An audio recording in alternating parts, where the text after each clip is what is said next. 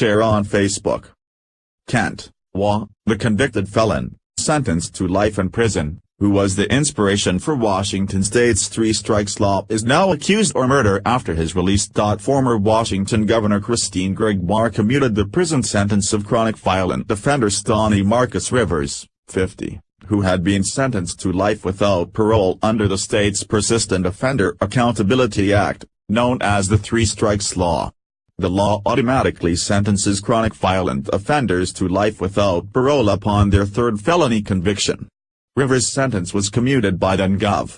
Gregoire in 2013, just days before her term ended, and he was released from prison in early 2015, according to Cairo. Now police have charged him with a murder. On November 2, police officers responded to the Golden Kent Motel on 84th Avenue South for a shots-fired call. Upon arrival, they found the victim, David Cabrera, dead in room 18. Police said that Cabrera was shot in the face in front of his girlfriend during what they suspected was a drug deal. Nearby Mill Creek Middle School was placed on lockdown during the incident. Kent Police Chief Ken Thomas said that surveillance video showed Rivers leaving the scene. "We believe it was Mr. Rivers that pulled the trigger. We certainly know, if Mr. Rivers' sentence wasn't commuted, he wouldn't be out of custody and he would not have committed that crime," Chief Thomas said. Court records showed that Rivers had a lengthy, violent criminal history that included multiple convictions for robbery and assault, and a propensity for violence that creates a substantial likelihood of danger to the community. Rivers' criminal history was used as an example by policymakers who created Washington's three-strikes law in the 1990s.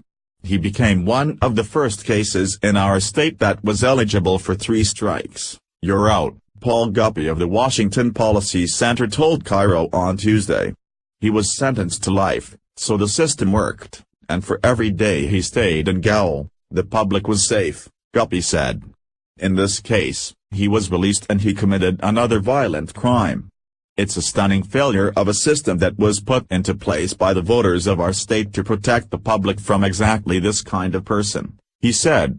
Cairo asked former Governor Gregoire for comment, and received a statement from her former Chief of Staff, Marty Loesch, King County Prosecutor Dan Satterberg, the Clemency and Pardons Board and the sentencing judge, Kathleen Learned, recommended a commutation of the sentence of Mr. Stoney Marcus Rivers to me in 2013.